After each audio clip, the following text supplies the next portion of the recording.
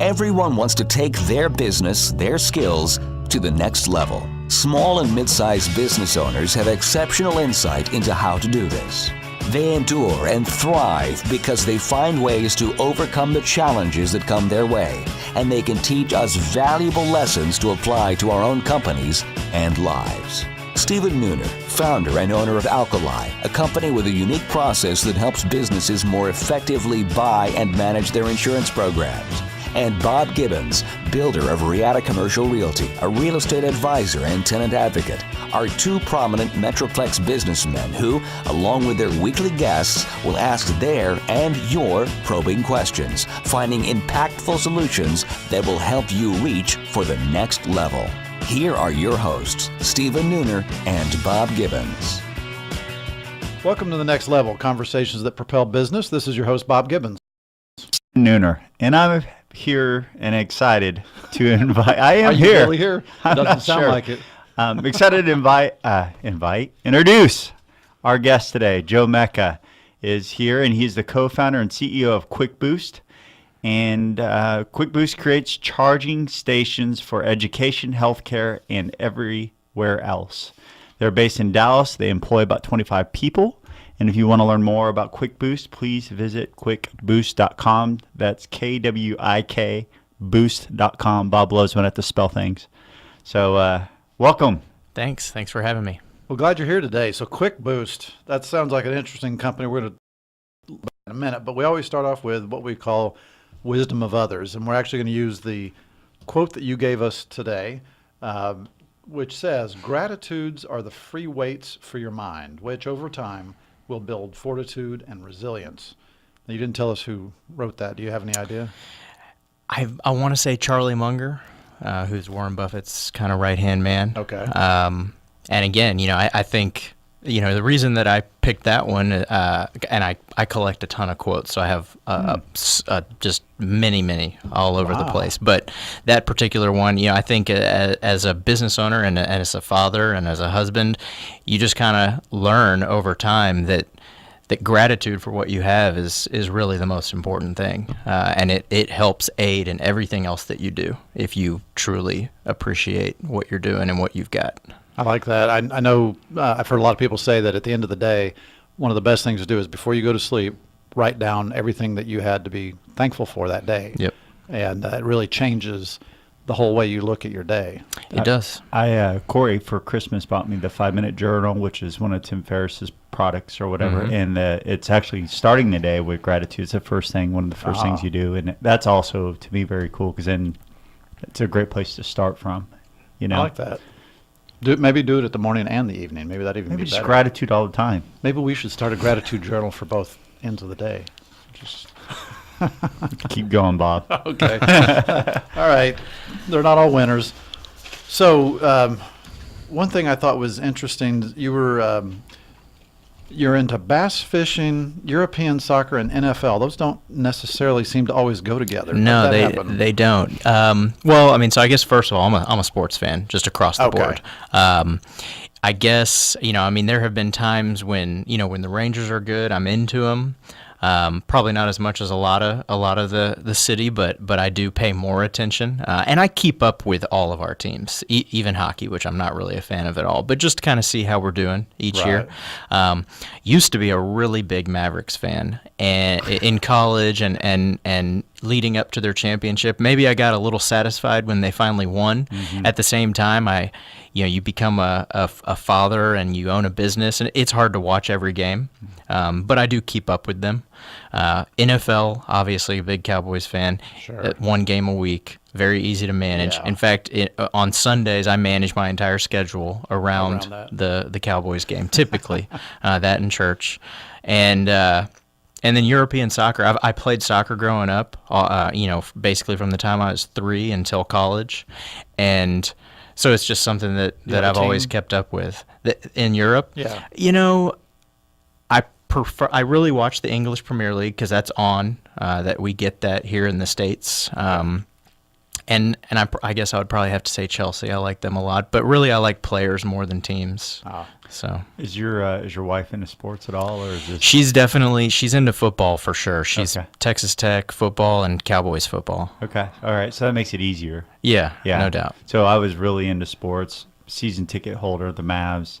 Started growing the business, and so that required time. And then we have 3 kids now, and it was just choices. So literally, I can't even tell you who's on the team. I went to one game this year, and it was like, there's Devin Harris. I mean, it was I know that name. You know? We're definitely a big football family. In fact, my daughters, when we say grace each night, she finishes it with "Go Dallas Cowboys."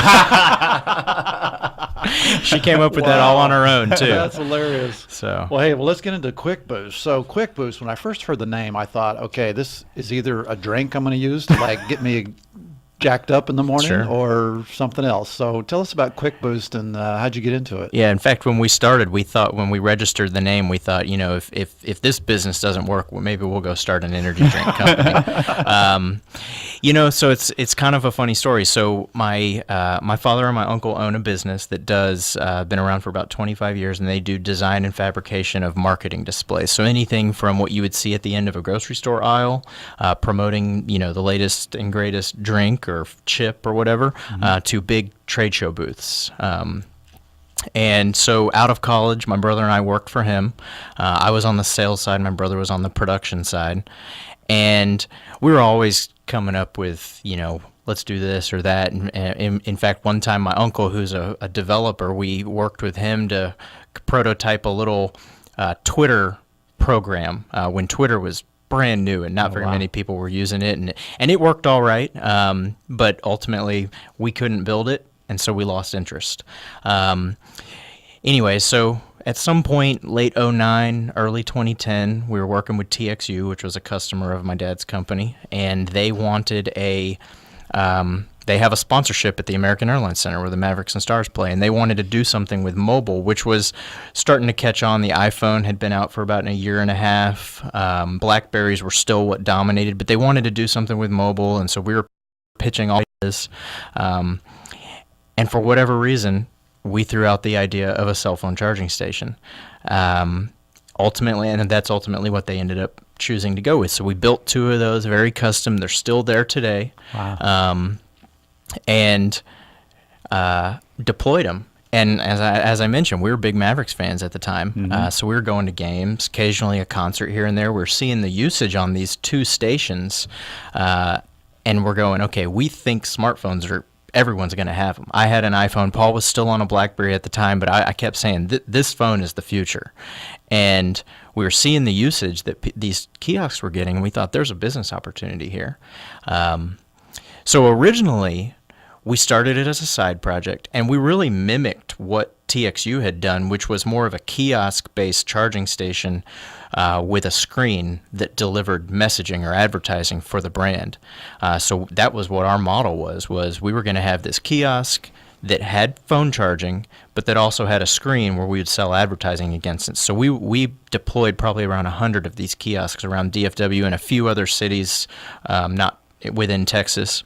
And they would go in bars and restaurants, places like that, and we would put them in there for free in exchange for us being able to sell advertising on the units.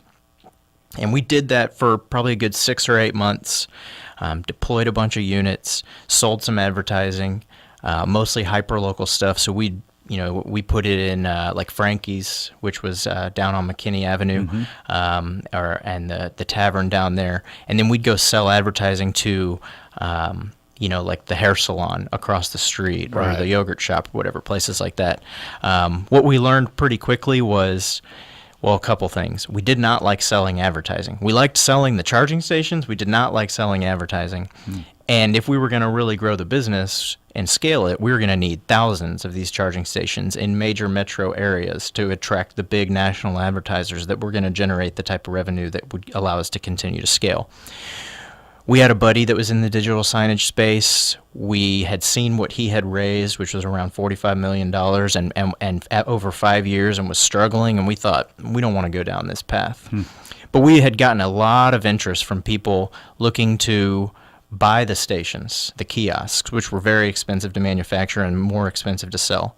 So we kind of took a step back, developed a much more cost-effective and affordable product that anyone could buy, and took it to market in January of 2012. Wow. So at what point did you stop doing this under your father's company and split it out to become your own company? So we formally set up JPM Networks, which does business as KwikBoost, in September of 2010. It was always a side project that was completely independent of my father's business. I see. Okay. So how did you take that first customer, and I mean, were they the dominant customer for like the first several years, or how did you? No. diversify? So in fact, when we originally were going after bars and restaurants, because that's where we had some experience. We knew there was interest there. It made a lot of sense, but we learned pretty quickly that although there are about 2 million bars and restaurants in the country, most of them do less than $500,000 a year. So this was really more of an amenity, something that they don't budget for these sort of things very well typically. So we took a twofold approach after that. We said to ourselves, okay, let's make a list of all the places that these make sense. And then let's try and narrow those to places where this is a necessity right now and where this is an amenity. And we settled on education, higher education specifically, and healthcare as the two main areas that we wanted to focus on. So we went after higher education first. We basically got on Google, looked up 500 biggest colleges in the country, and started cold calling the student unions down the list. And we got interest right away.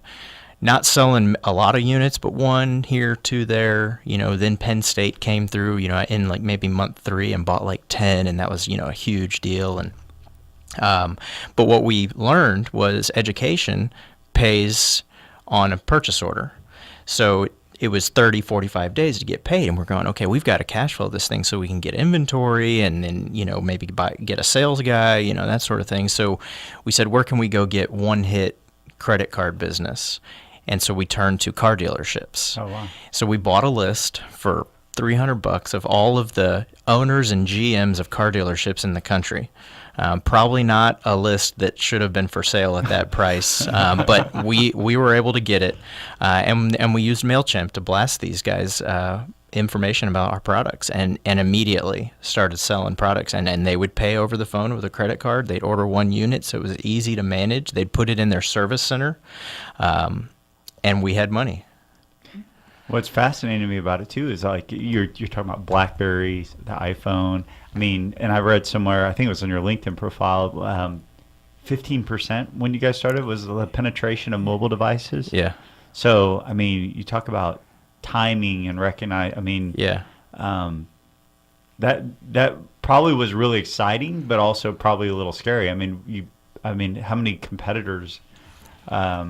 At the time, there were a handful of competitors, but they were really focusing on different areas. Their products were still kiosk-based. A lot were digital signage, advertising-based, and they were really focusing on the event world where they were doing rentals and things like that. So when we came into the space, we had this small, compact, sleek product that was affordable, and we were selling to markets that no one had ever reached out to yet.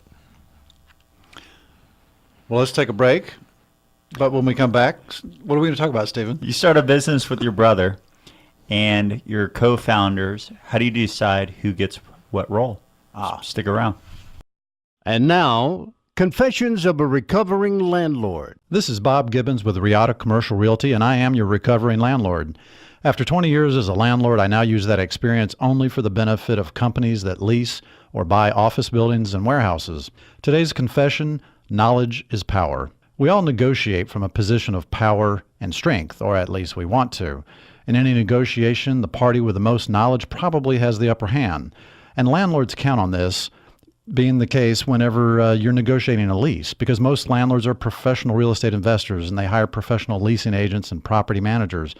Landlords are in the market every day negotiating leases, while tenants probably only negotiate 1, maybe 2 leases every few years. So tenants feel outgunned. Don't let landlords have all the power. As a former landlord for 20 years, I understand how landlords think and what motivates them. So let me put that knowledge and experience to work on your side of the negotiation. To learn more, contact me at texastenantrep.com. Again, that's texastenantrep.com. Have you started making plans to take your business to the next level in 2016? Hi, I'm Stephen Nooner, founder and CEO of Alkali. We have a trademark process called the Empowered Advantage that enables CEOs, business owners, and entrepreneurs to more effectively buy and manage their insurance. Before sitting down to make your plans for the new year, here are just a few things to consider. Would you say that you have an actual insurance strategy, one that you can articulate, or have you just purchased a policy here and there over the years? If you have an insurance strategy, was it discussed under the pressure of a renewal deadline or considered earlier in the year to avoid fire drill decision making? If your answer was no to either of these questions, then you may not have the right partner on your team. Visit alkaliservices.com to contact us and take the next step to a bigger and better future. Hi, this is Sandy Abernethy of Abernethy Media Professionals. We are in the business of making digital media, unlike Bob and Stephen, who are obviously doing this for the first time. Welcome back to the next level. We're here with our guest, Joe Mecca of KwikBoost, and you can learn more about him at kwikboost.com, Kwik on the quick part. Stephen? Boost, Boost, you need help? I did. .com. Thank you. That completed me. I alluded to it before we went to the break, but one of the things that I think is interesting is how you can start businesses and what's the process with your brothers. You're starting a business together, and then how roles evolve in a situation like that. Yeah. So strangely enough, or I guess coincidentally, my father and uncle are in business together, and they're brothers. Now, my uncle actually started that business prior to my father buying into it about 10 years later, but they've been now working together for about 15 years. And so a lot of the dynamic between my brother and I comes from doing things differently than the way my father and his brother do things. But we are very close in age, Paul and I. So we grew up doing a lot of the same things, having a lot of the same interests, a lot of the same friends. So we've always been very close. And so starting a business together was, I guess, almost kind of natural. There was really never a thought of not doing it together. And then in terms of how our roles have evolved, it started out where we were managing the business together, making decisions together. And as we continued to grow and diversify across departments within our business and markets and different things that we needed to focus on, I like to think that we kind of naturally evolved into the roles we're in today. There really was never a discussion of who's going to be in charge of sales or who's going to be in charge of the business. It just kind of happened, and we kind of naturally fell into the roles that we're in today. Now, was that just an extension of the roles you had when you worked for your father and uncle? Oddly enough, I was in sales for my father's business and account management, and Paul was on the production operations side. And so now our roles are reversed. Paul is our chief sales officer. Wow. And is in charge of sales and marketing, and I focus on the operations and financial part of the business. Stephen's having a cell phone meltdown. Do you have a KwikBoost handy that we can solve his problem? I did not bring one. I planned this just for the show. All right, so let's. I want to get back to the actual KwikBoost unit. Sure. So, how much does that cost? Yeah, so we have several products now. I always like to tell people, we were a product before we were a business. We developed this product, which is still our flagship today, and it started out where we were selling it for $300, and then we jumped the price to around $800, and that was due to packaging it differently. So, and I don't mean physically packaging it, and I mean feature packages, so warranties and service plans and different things that come with it that didn't come with it at the lower price.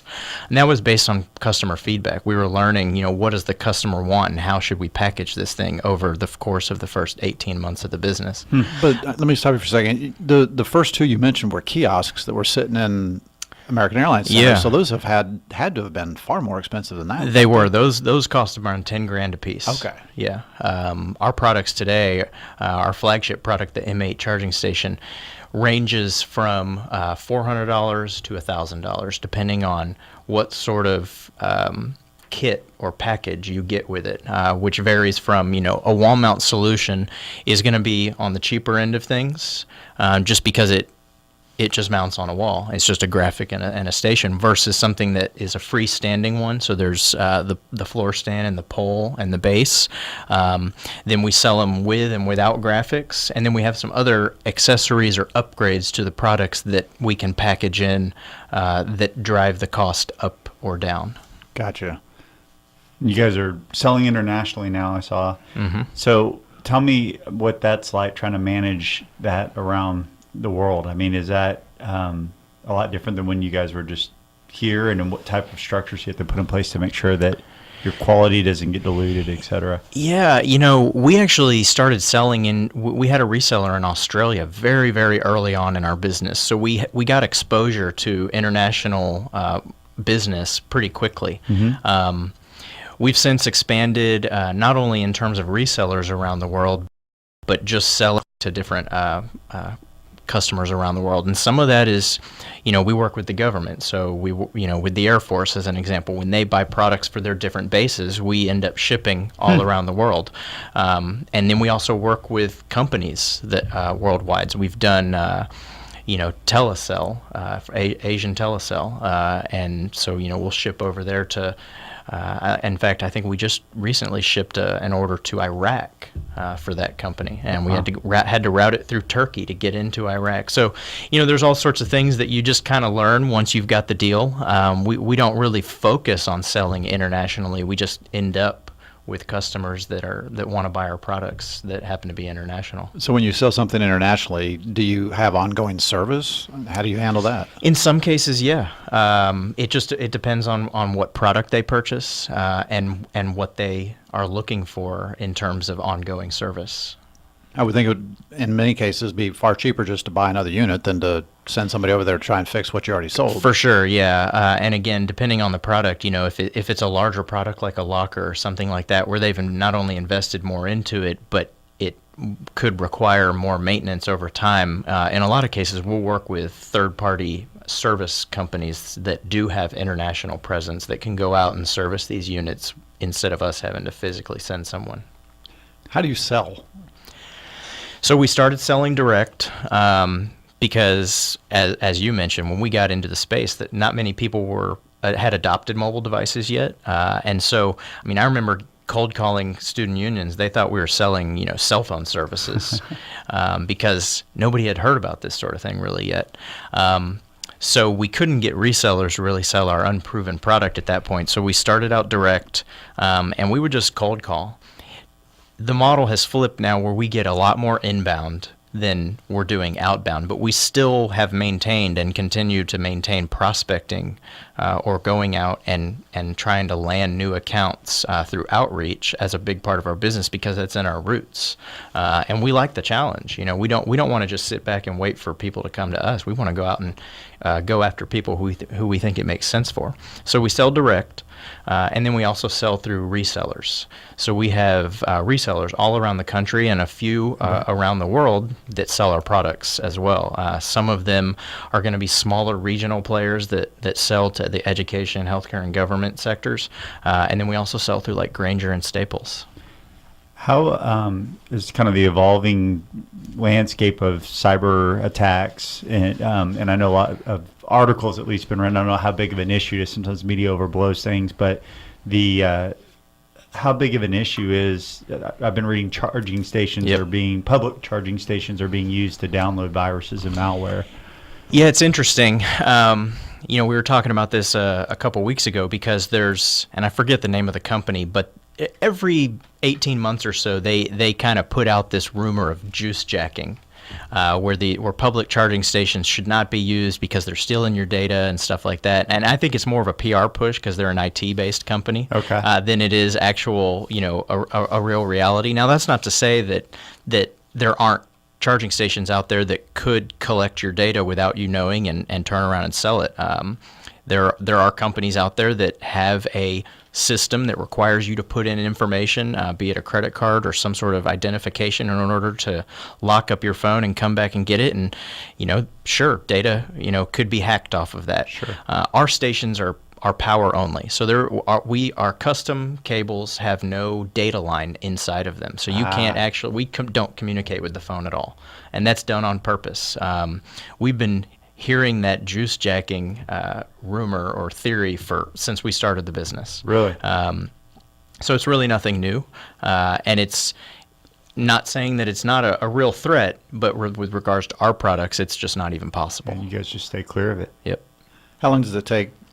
Let's say you have an iPhone or a Samsung Android. How long does it take to charge it up? Yeah, on your system. That's one of the most common questions we get. I'm sorry to be so obvious. No, it's a good question because it warrants explanation. So the phones control themselves. Similar to the way that a car has a governor, the phone has a governor, and they're all different.